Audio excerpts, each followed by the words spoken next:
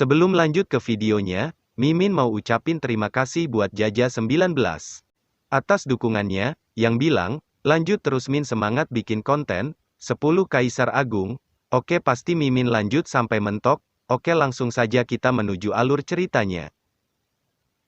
Cerita berlanjut, setelah Hu Haikuan, Han Gong dan Mo Kuanyan menghajar habis-habisan sekelompok orang-orang barbar itu, mereka bergegas berlutut di depan Gu Xuanchen sambil berkata, "Kami telah memahami arti sebenarnya dari buku Kaisar, dan kami akan melindungi Master sampai mati." Gu Xuanchen menanggapi, "Bagus sekali, kalian tidak mengecewakan ajaran saya." Pemimpin kelompok barbar yang dihajar habis-habisan itu mencoba berdiri dengan berpegangan senjata dan berkata, "Apa yang terjadi?" Sebenarnya mereka semua mengetahui arti sebenarnya dari buku Kaisar. Meskipun garis keturunan Kaisar diwariskan, tetapi hanya 1 atau 2 orang saja yang mampu memahami misteri buku Kaisar di era yang sama. Tapi mereka semua yang begitu muda sebenarnya bisa memahami misteri dari buku Kaisar? Namun Mo Kuanyan di depannya bicara dengan sombong.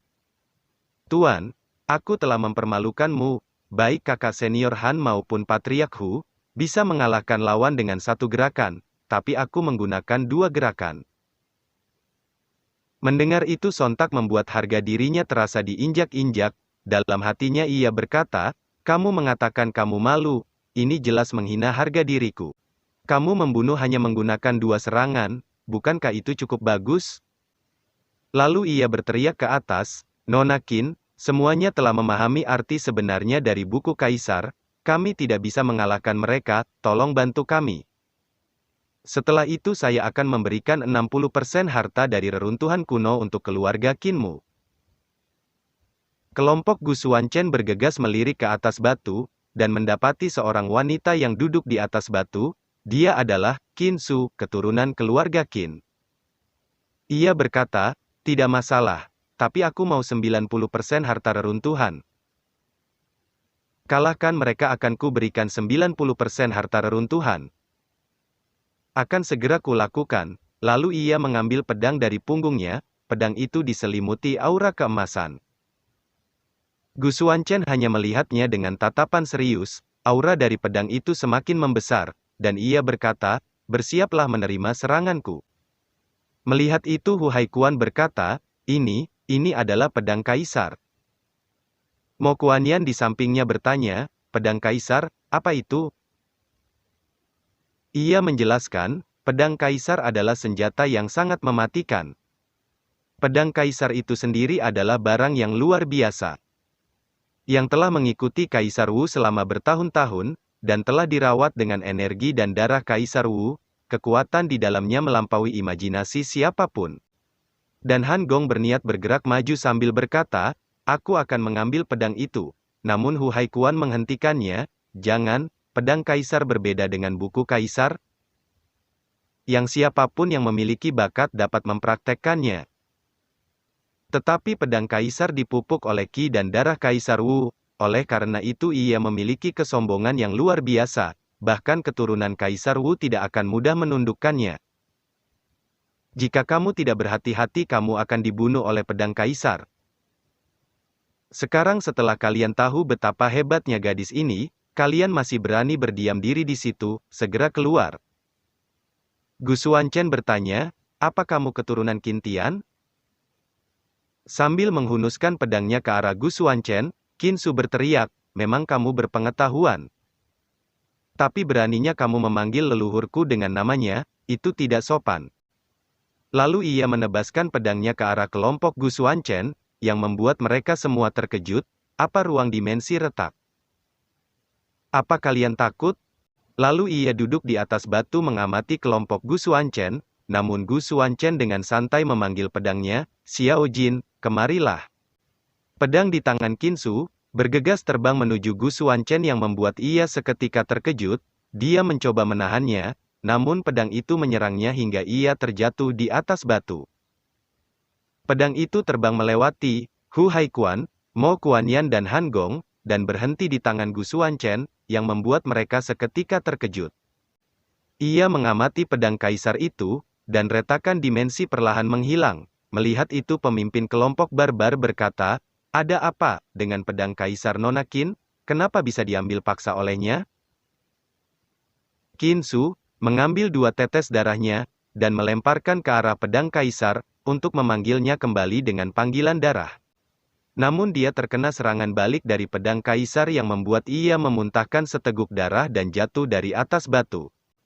Anggota kelompok barbar seketika terkejut, pedang Kaisar sebenarnya tidak mengenali tuannya lagi, bahkan panggilan darah tidak berguna. Gu Xuanchen bergegas melompat menghampiri Qin Su yang terjatuh dari atas batu, dan menangkapnya, lalu ia membawanya. Anggota kelompok barbar seketika bergegas melarikan diri. Orang-orang ini benar-benar tidak bisa diprovokasi lagi, cepat kabur. Lalu Gu Xuanchen menurunkan Qin Su dan melihat tanda di lengannya, dalam hatinya ia berkata, ini benar-benar keturunan Xiao Tian. Mo Kuanyan dan Hu Haikuan di belakangnya berkata, Master apa yang sedang kamu lakukan? Tenang, Master mungkin menemukan rahasia di tubuhnya, dan sekarang sedang mengamatinya. Han Gong bergegas maju menghampiri Hu Haikuan dan berkata, Junior Mo, ayo pergi ke sana dan melihat harta karun peninggalan orang kuno. Qin Su yang terbangun dari pingsannya, mendapati bajunya yang terbuka sebelah, ia bergegas mundur dan berkata, apa yang sedang kamu lakukan?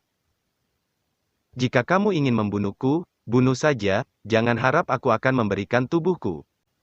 Gu Xuanchen menjawab, jangan asal bicara, aku sebenarnya punya teman lama dengan keluarga Qinmu.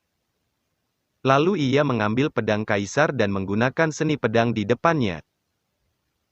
Itu seni pedang King Tian. Bagaimana kamu bisa menggunakannya?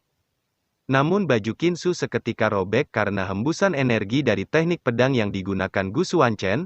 Gu Xuanchen dengan cepat menghentikan tekniknya, ups. Akibat teknik Gu Xuanchen membuat ruang bawah tanah bergetar, Hu Haikuan, Mo Kuanyan dan Han Gong bergegas menghampiri Gu Xuanchen. Hu Haikuan berkata, Master ruang bawah tanah tiba-tiba bergetar, apa Anda baik-baik saja? Namun sesampainya di sana mereka seketika terkejut, mendapati baju Qin Su yang telah terrobek-robek. Hu Haikuan bergegas merangkul mereka berdua untuk pergi, ternyata sang patriark menyiksa gadis kecil itu, sepertinya dia tidak bisa bertahan lebih lama lagi. Mari kita pergi saja dan pahami warisan peninggalan orang kuno. Mo Kuanyan berkata, sepertinya Master adalah laki-laki liar. Gu Xuanchen bergegas mengeluarkan sebuah baju dan memberikannya kepada Qin Su agar memakainya. Setelah memakai baju pemberian Gu Xuanchen ia bertanya, mengapa kamu bisa tahu seni pedang King Tian dari keluarga Qinku? Gu Xuanchen menjawab, aku sudah mengatakan sebelumnya bahwa aku punya teman lama dengan keluarga Qinmu. Aku juga tidak punya niat jahat padamu. Lalu ia mengembalikan pedangnya, namun ketika pedang itu disentuh Qin Su, pedang itu berontak dan terbang di atasnya. Melihat itu Gu Xuanchen berkata, Xiao Jin, dia adalah tuanmu mulai sekarang, jadi ikutilah dengan baik. Namun pedang itu bergerak-gerak mengisyaratkan bahwa ia tak mau. Qin Su berkata, pedang Kaisar, apakah kamu sudah menolak mengikutiku? Dengan tatapan penindasan Gu Xuanchen berkata, Xiao Jin, apa kamu tidak mau mendengarkanku? Pedang itu dengan cepat berubah menjadi roh pedang. Qin Su bertanya, apakah kamu sebenarnya sudah membangunkan roh pedang? Roh pedang itu berlutut di depan Gu Xuanchen, Xiao Jin telah bertemu tuan. Cepat bangun, sambil menangis Qin Su berpikir, tahun-tahun ini, aku telah mengasuh Kaisar Pedang dengan hati dan pikiranku, tetapi roh pedang menolak memberiku tanggapan sedikit pun. Tapi dia sebenarnya benar-benar memanggil roh pedang dengan sangat mudah. Xiao Jin bertanya, guru telah memecahkan segel dan tian? Gu Xuanchen menjawab, aku bereinkarnasi dan terlahir kembali, oleh karena itu segelnya menghilang. Jadi tuan masih belum tahu asal-usul segel itu?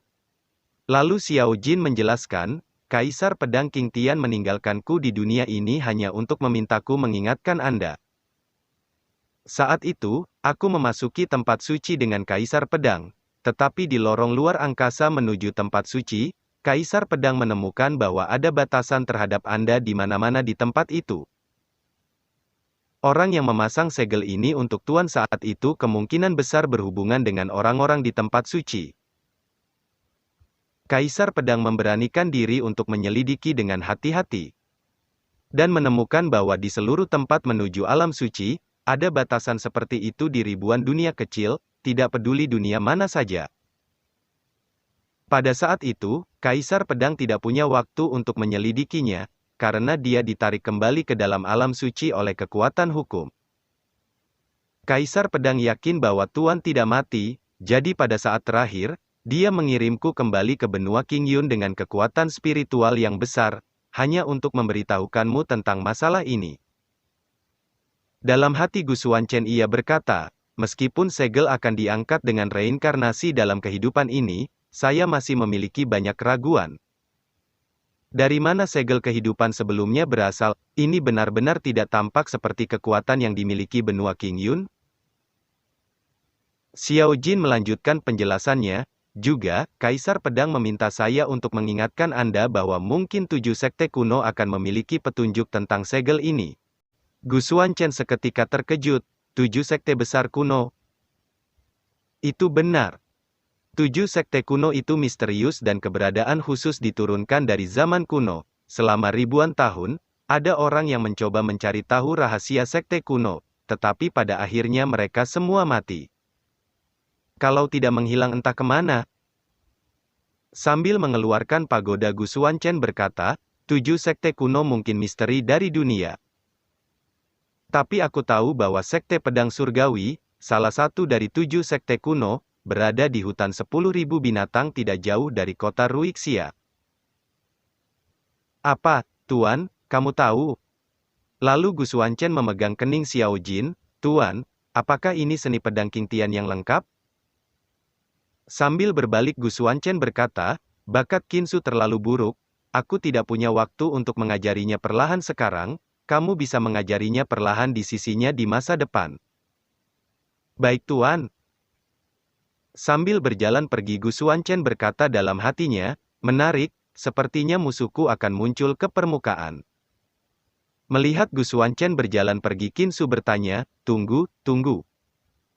Kemana kamu pergi? Siapa namamu?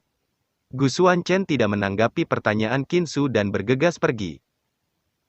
Ia pergi berkumpul dengan Hu Haikuan, Han Gong dan Mo Kuanyan, ia berkata.